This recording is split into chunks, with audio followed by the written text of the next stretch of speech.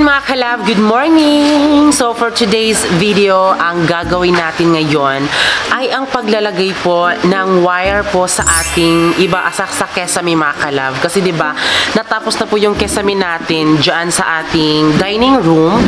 So next po ang ginawa po nila ay ginawa na din po yung ating kesame sa ating sala. So hindi siya basta-basta mga kalab, grabe talaga, akala ko madali lang siyang matapos, pero yun nga, dahil madaming mga anik-anik yung ating kesame na talagang dapat maging secure siya para kapag tapos na mga kalab ay wala na tayong mga aberya pa na kailangan gawin dahil merong mga problema ganun. So talagang tinrabaho talaga ng maayos talaga.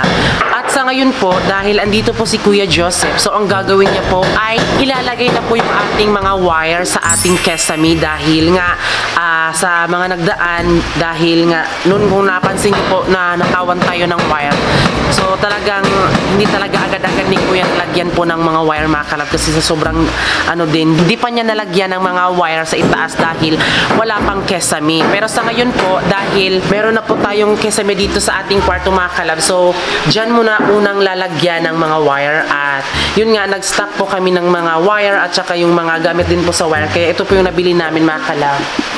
Ito po, mas minabuti na lang namin na bumili kami agad ito.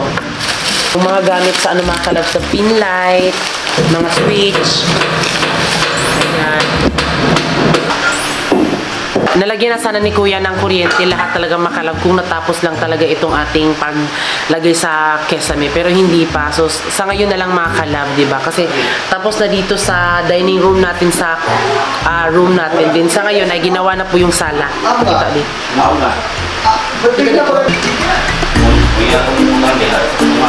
So ngayon ay aakyat po si Kuya dito para asikasuhin na po yung ating wire mga kalab.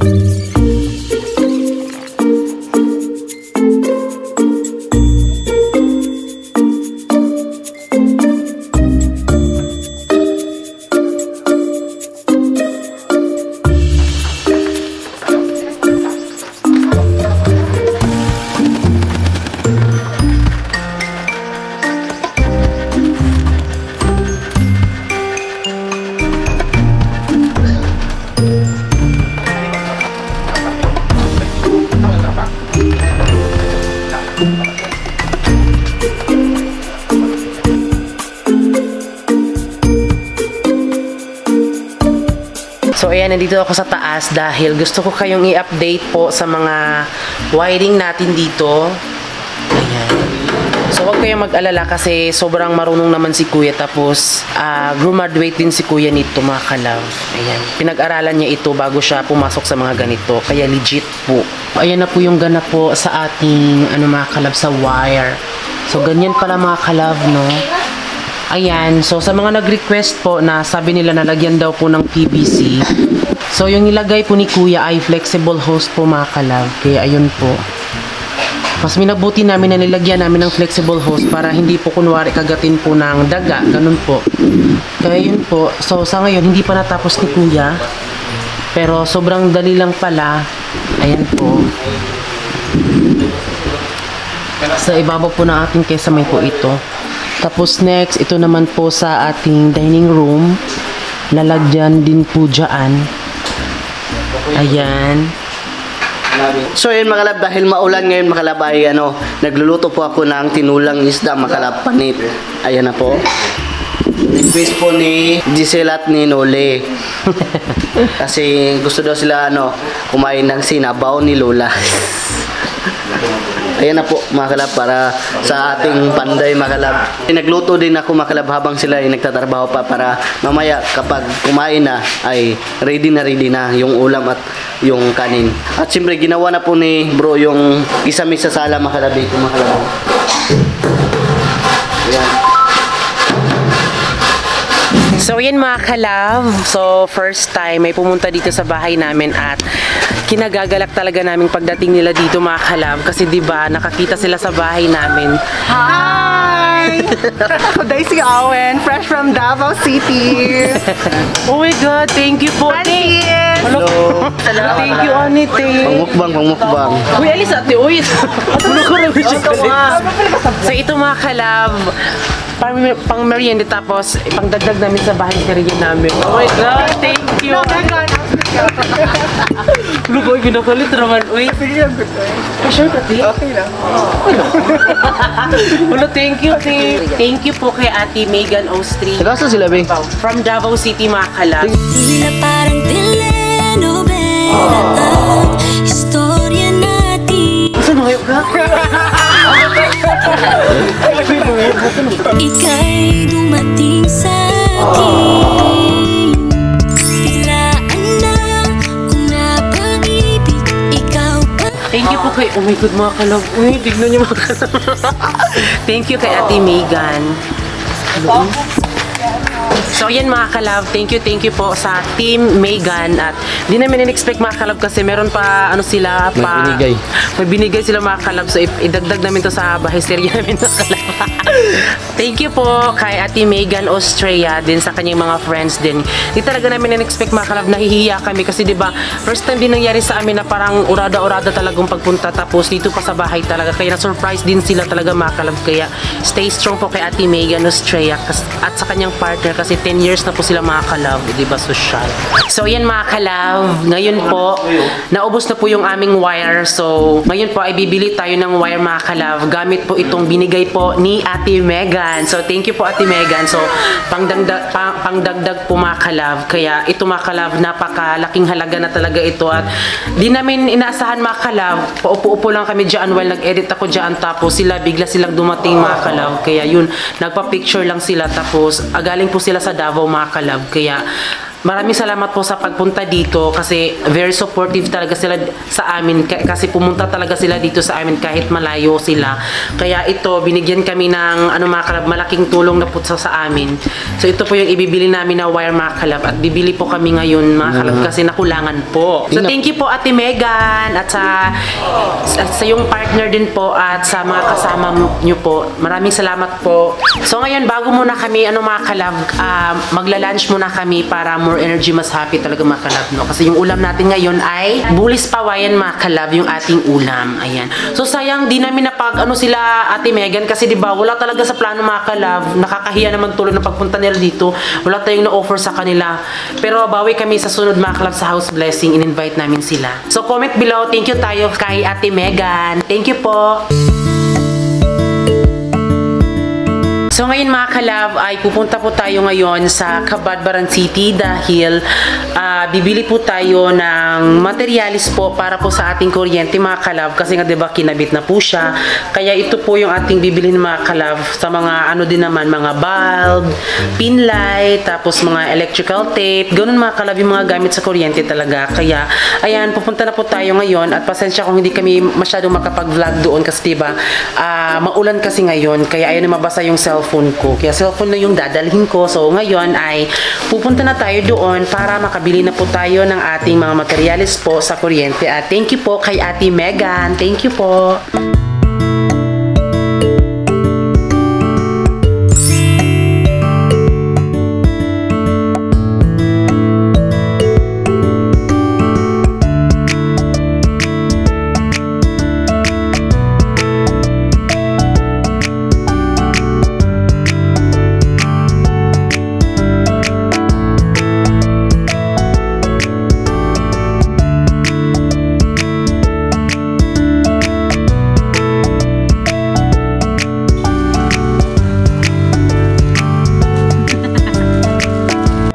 kalab, nakabili na po tayo ng ating pin light gamit sa kuryente at ngayon po ay uuwi na po tayo habang wala pang ulan. Ayan mga kalab, papauwi na po tayo at ayan, so bit-bit na po natin yung ating materialis po sa wire.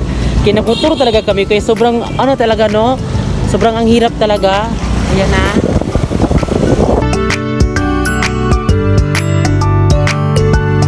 So ngayon mga kalab, ay nandito na po tayo sa aming bahay mga kalab. So pasok na tayo mga kalab para Makita ni mailagay Kuya. na po mga kalab.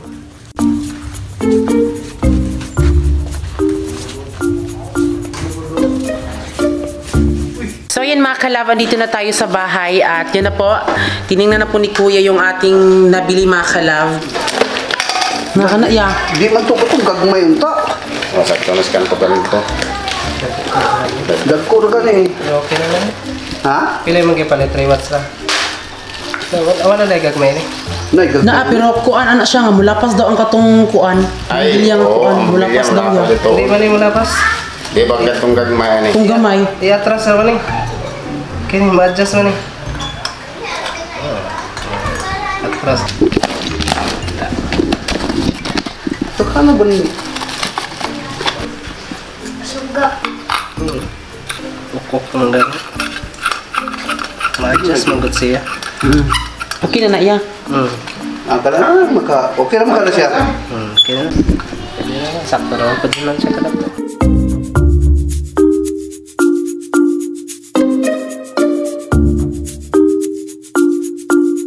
So ayan, ipapatingin namin sa inyo yung nabili namin at sa ngayon muna ay puntahan muna natin si Francis dahil nakabili po siya ng 2x2 para po sa ating sala mga kalab. Ayan, dahil yun nga diba, naubusan na tayo so ginawa po yung sala at ito po yung ating 2x2 na nabili po ni Francis. Hindi na po yung kahoy mga kalab.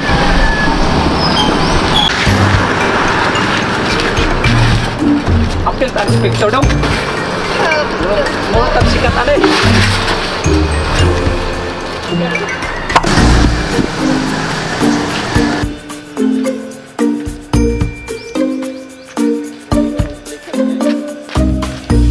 So ayan, dahil dumating na po yung ating 2x2 at ito din po pala yung binigay po talaga ni Ate Megan mga kalab. Bumili po kami ng saging mga kalab at itong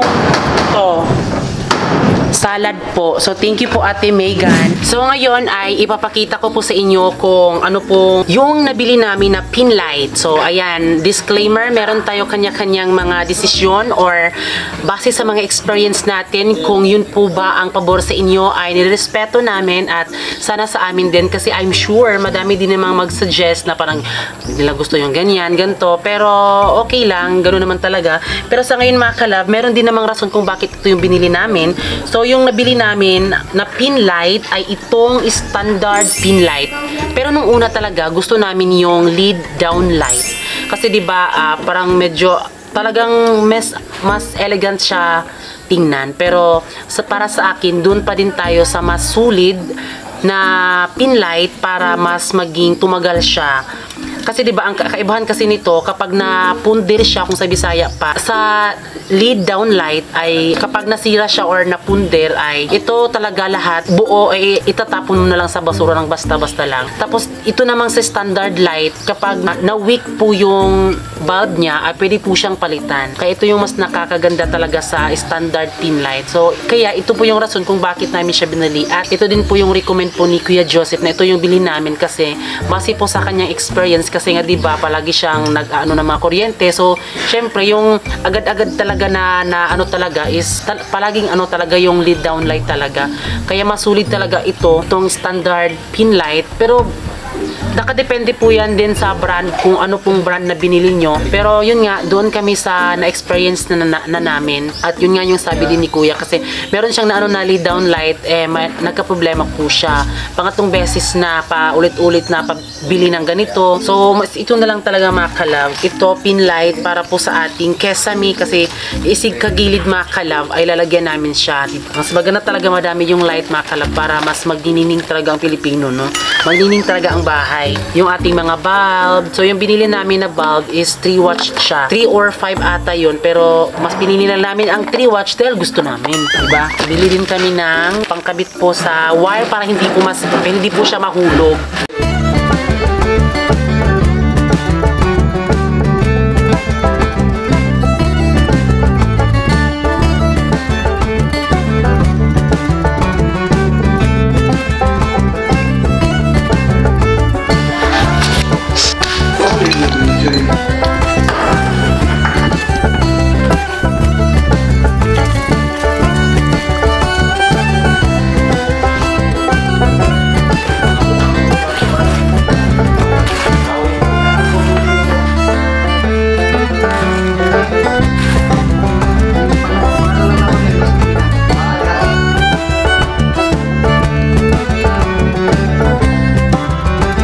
Ngayon din po, meron din po kaming konting handa po sa birthday po ni Uncle Ibet at Auntie Mila mga kalab.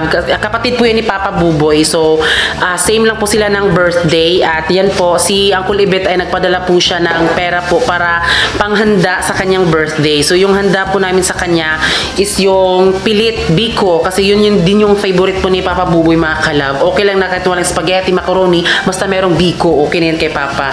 Kayon po, happy birthday kay Uncle Ibit at kay Auntie Mila. Sana bigyan pa po kayo ng madaming blessing kasama ang mga kaibigan nyo, family, kung sino man ang nasa tabi nyo. At sana bigyan niya pa kayo ng madaming blessing.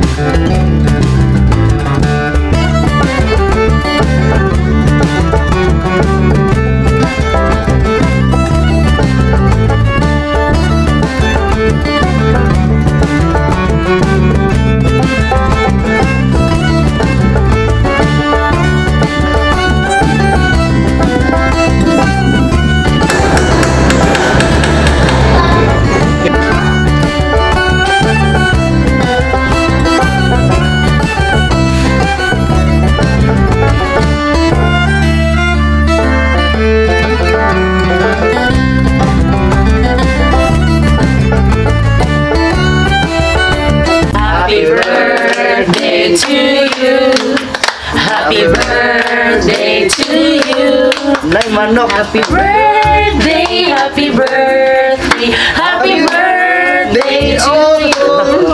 Happy birthday, Uncle Ibet. Birthday ko. Birthday tol. Birthday, Brad. Ang kanunay, Brad. Handa ko lo. Nay mong handa, basta no ka diri Itong tagaan kag taas kag kinabuhi kol. O gunta na makaulit na kadiri puhon. Meron kami ditong pansit mga kalab at lechon manok at itong ating biko at ito po, ayan. So ngayon po ay kakain na po kami at ito po sila Noli at si Giselle. Ay, makalab. Para na ganako sil. Siya. Para na daw kanon. Lahi na yung biko. Unsa ma? Unsa pa na? Ang ikaw ang ikaw nagluto.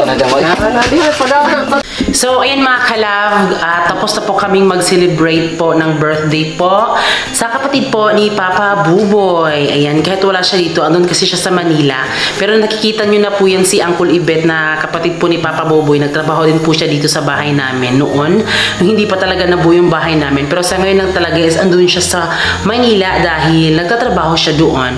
At ngayon nga mga kalab, as you can see, ay nakikita nyo na din po ang lapit ka dito, babe. Si Kuya Joseph talaga mga kalab ay nag-overtime talaga si Kuya para mas madaling matapos yung pagwawiring talaga dito sa amin. Kaya nakikita nyo po dyan mga kalab yung mga flexible hose mga kalab. Ayan. Di na po yan maaano dahil napakahirap na kunin yan talaga. Kaya yun po, siguro bukas ay aanuhin pa din ni Kuya para maano, diba? Kasi hindi pa kasi natapos yung kesame talaga natin. So hindi siya ganun na kadali na matapos talaga.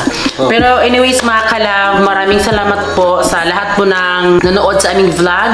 Lalong-lalo na po sa pumunta po dito ang Team Megan na sila Ate Megan na sa kanya mga friend at yung dalawa doon mga kalab ay taga dito sa amin sa La Union. So shout out kay Miss Hugarap and then kay Miss Gold. So maraming salamat dahil sinamahan niyo po sila Ate Megan dito para makita yung bahay namin. So thank you po. Thank you. Sa sponsor niyo po sa amin sa pagbili po ng mga materyales at pang merienda. So maraming salamat po at sa lahat po na nakasuporta. Sana ma-inspire kayo sa mga susunod pang tatahakin na buhay nyo para hindi kayo mas mabigatan, di ba? Kasi ganoon talaga pag mahirap, kailangan talagang Kailangan talaga na lumaban mga kalab para umangat sa buhay mga kalab. kaya sumikap ng taga. Yes. So yun mga kalab, thanks for watching our YouTube channel at syempre bago kayo umalis, please don't forget to subscribe our YouTube channel at kami ang Family Love Team nagsasabing dapat love